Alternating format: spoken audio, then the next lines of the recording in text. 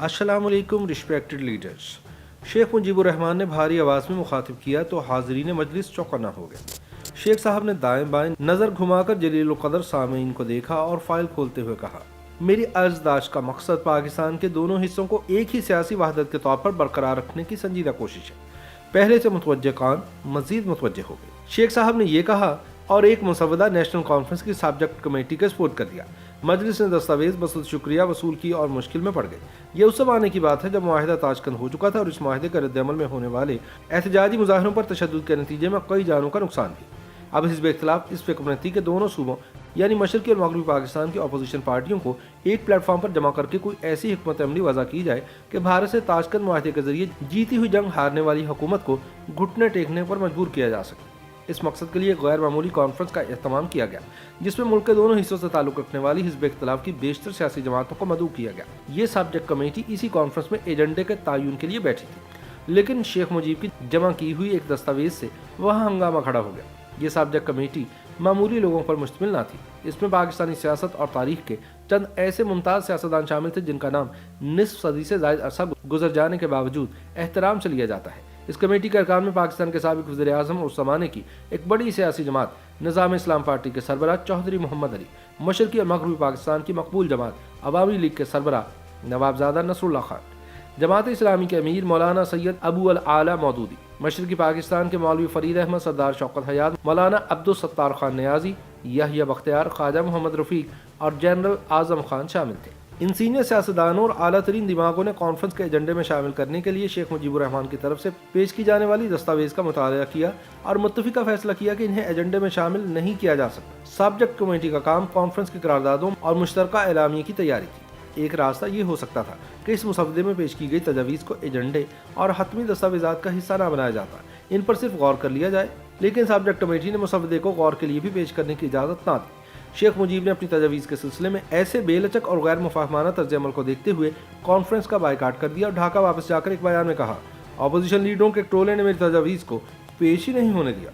इस टोले में दूसरों के अलावा इनकी अपनी जमात के मरकज़ी रहनुमा नवाबजादा नसरुल्लाह खान भी शामिल थे। शेख मुजीब का यही बयान है जिससे पहली बार मालूम हुआ कि इन्होंने नेशनल कॉन्फ्रेंस की सब्जेक्ट कमेटी में जो दस्तावेजात जमा करवाई थी वो 6 निकात पर मुश्तमिल थी और बकौल शेख मुजीबुर रहमान के वो नेशनल कॉन्फ्रेंस में शिरकत पर आमादा ही इस शर्त पर हुए थे कि इनकी तजावीज़ पर गौर किया जाएगा, लेकिन इनके साथ बदअहदी की गई। ये तजावीज़ क्या थी, इनकी वजाहत शेख मुजीबुर रहमान ने रोज़नामा नवाए वक़्फ़ इंटरव्यू में की और बताया कि इलाकाई खुद मुख्तारी की अहमियत और अफादियत को सितंबर से 1965 की जंग ने वाज़ेह कर दिया है, क्योंकि इस दौरान दोनों मुल्कों के दरमियान राब्ता कट गया था।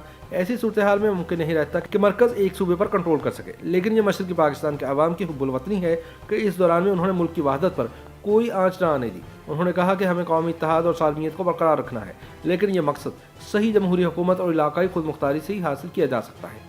शेख मुजीब का कहना था कि सूबाई खुद मुख्तारी इसलिए भी ज़रूरी है ताकि सूबों की इक़्तिसादी तरक्की में यकसानियत पैदा हो सके।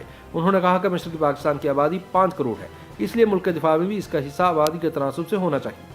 इस तरह मुल्क का इत्तेहाद मजबूत होगा, कमज़ोर नहीं। दरअसल शेख मुजीब ने नेशनल कॉन्फ्रेंस में तजावीज़ पेश की थी वो 6 नकात पर मुश्तमिल थी, इसी वजह से इन नकात का नाम 6 नकात रखा गया। शेख मुजीब ने अपने इन नकात में कहा था कि 1965 में इंडिया के साथ 17 रोज़ा जंग के नतीजे में तजुर्बा हासिल हुआ है, उसकी रोशनी में मुल्क के आइनी ढांचे की तश्कील पर नज़रसानी ज़रूरी मालूम होती है।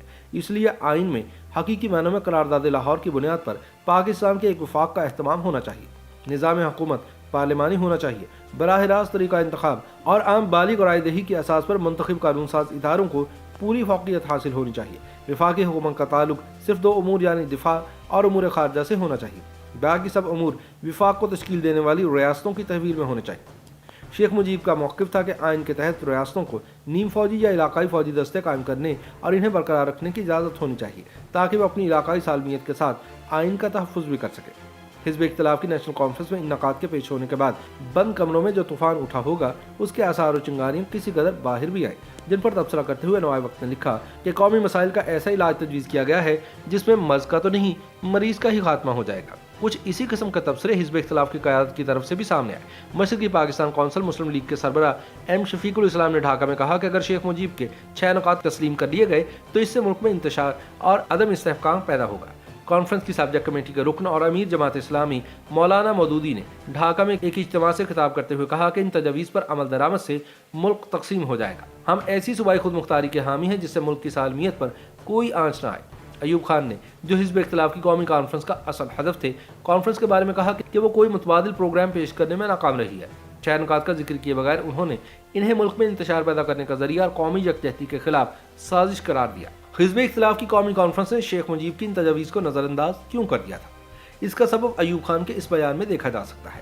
ممتاز صحافی مجیب الرحمان شامی کہتے ہیں کہ اپوزیشن رہنما خطرہ محسوس کرتے تھے کہ اگر ان کے پلیٹ فارم سے تجاویز سامنے آ گئیں تو اس کے نتیجے میں ایوب خان انہیں علیحدگی پسند اور علیحدگی پسندوں کا ساتھی قرار دے کر پوری حزب اختلاف پر چڑھ دوڑیں گے۔ اس طرح ایوب خان آمریت کے خلاف ان کی تحریک ایک متنازع معاملے کی وجہ سے دم توڑ جائے گی۔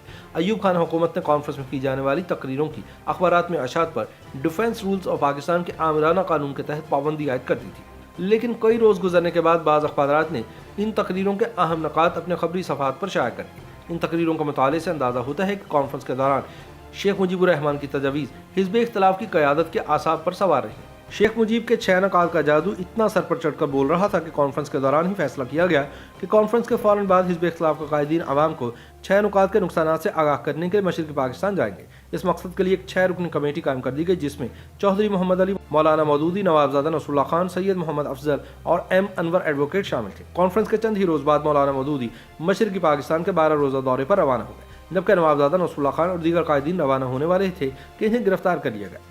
6 نکات کے خلاف عوامی رائے عامہ ہموار کرنے کے لیے مشرقی پاکستان جانے والی قیادت کی گرفتاری حیران کن تھی۔ مولانا مودودی اور چودھری محمد علی گرفتاریوں سے پہلے ہی مشرقی پاکستان جا چکے تھے، اس لیے وہ گرفتاری سے بچ گئے، لیکن ان کی آمد پر مشرقی پاکستان کے گورنر نے بیان دیا کہ عوام مغربی پاکستان سے آنے والے شرپسندوں سے ہوشیار رہیں۔ اس زمانے کے اخبارات میں شائع ہونے والی خبروں سے اندازہ ہوتا ہے کہ ابتدا میں 6 نکات کو مشرقی پاکستان میں بھی زیادہ پذیرائی نہ مل سکی، کیونکہ مشرقی پاکستان کی قیادت کی طرف سے بھی انہیں مسترد کر دیا گیا تھا۔ لیکن عین اس زمانے میں جب مغربی پاکستان میں حزب اختلاف کی قیادت کی پکڑ دھکڑ شروع ہوئی، مشرقی پاکستان عوامی لیگ کی مجلس عاملہ نے ان نکات کی حمایت کر دی اور اس کے بعد منظر بدلتا چلا گیا اور عوامی لیگ 2 حصوں میں تقسیم ہو گئی۔ مشرقی پاکستان عوامی لیگ 6 نکاتی گروپ کہلایا، جبکہ نوابزادہ نصر اللہ خان کا گروپ 8 نکاتی کہلایا، اور اس تقسیم نے حزب اختلاف کی قوت کو بے پناہ ذوق پہنچایا۔ اس سے قبل لاہور کانفرنس میں 6 نکات پیش کرنے کی اجازت نہ ملنے پر مشرقی پاکستان کے اخبارات تند و تیز خبریں شائع کر کے ایک خاص ماحول پیدا کر چکے تھے۔ ان خبروں کا جائزہ 6 نکات کے موضوع اور اس پر مشرقی پاکستان کا رد عمل کو سمجھنے میں بڑی مدد دیتا ہے۔ روزنامہ اتفاق نے سرخی لگائی، مشرقی پاکستان کے 5 کروڑ عوام کے خلاف سازش۔ ڈینک پاکستان کی سرخی یہ تھی، لاہور کے حزب اختلاف ٹولے نے ہمارے ساتھ غداری کی، شیخ مجیب الرحمان۔ مشرقی پاکستان کے دیگر بڑے اخبارات کا رویہ بھی اسی قسم کا تھا۔ سوال یہ ہے کہ 6 نکات کیا زہر قاتل تھے اور اس طرح پھینک دینے کے قابل تھے جیسے حزب اختلاف قیادت نے انہیں پھینکا؟ مجیب الرحمان شامی کہتے ہیں کہ اس وقت کی صورتحال کے مطابق عمومی خیال یہی تھا کہ ان تجاویز کے پیچھے انڈیا کا ذہن کام کر رہا ہے۔ یہ ایک ایسا خیال تھا جس کی وجہ سے توجہ کسی اور طرف جا ہی نہ سکی۔ حزب اختلاف کی یہ پریشانی قابل فہم لگتی ہے کیونکہ ان نکات کے بارے میں عالمی پریس، خاص طور پر انڈین اخبارات کے رویے نے انہیں محتاط کر دیا ہوگا۔ کلکتہ کے اسٹیٹسمین نے ان دنوں لکھا کہ حکومت پاکستان مشرقی پاکستان میں خود مختاری کی ابھرتی ہوئی تحریک کو کبھی دبا نہیں سکے گی۔ کلکتہ ہی کے ایک اور اخبار کمپاس نے شیخ مجیب الرحمان کے بارے میں لکھا کہ مشرقی پاکستان کا محبوب ترین جواں سال قائد 6 نکات کے بارے میں لندن ٹائمز کی سرخی یہ تھی، مشرقی پاکستان میں طوفان کا سگنل۔ مجیب الرحمان شامی کا خیال ہے کہ اگر لاہور کانفرنس میں ان نکات پر غور کر لیا جاتا تو یہ حکمت عملی بارگیننگ چپ بن جاتی، جس کی مدد سے شیخ مجیب الرحمان کے ساتھ معاملات طے کرنا نسبتاً آسان ہو جاتا۔ لیکن اس معاندانہ رویے کے بعد جب انہوں نے سن 1970 کے انتخابات ہی 6 نکات کے نعرے پر لڑے تو انہیں اس پر عوام کا بھرپور مینڈیٹ مل گیا، یوں معاملات ہاتھ سے نکل گئے۔ انتخابات کے بعد بھٹو صاحب نے حکومت سازی کے لیے شیخ مجیب سے مذاکرات ضرور کیے، لیکن اس وقت تک بہت دیر ہو چکی تھی۔ یوں شیخ مجیب الرحمان کے 6 نکات سکوت ڈھاکہ کی بنیاد بن گئے۔ YouTube پر گوگلی نیوز دیکھنے کے لیے youtube.com کی سرچ بار میں googly news T V type کریں۔ گوگلی نیوز کے پیج پر سرخ رنگ کے سبسکرپشن والے بٹن پر کلک کرنا نہ بھولیے۔ YouTube پیج پر اپلوڈ ہونے والی ویڈیوز سے باخبر رہنے کے لیے بیل آئیکن پر کلک کیجیے۔ آپ کو ہر نئی ویڈیو کے بارے میں نوٹیفیکیشن موصول ہو جائے گا۔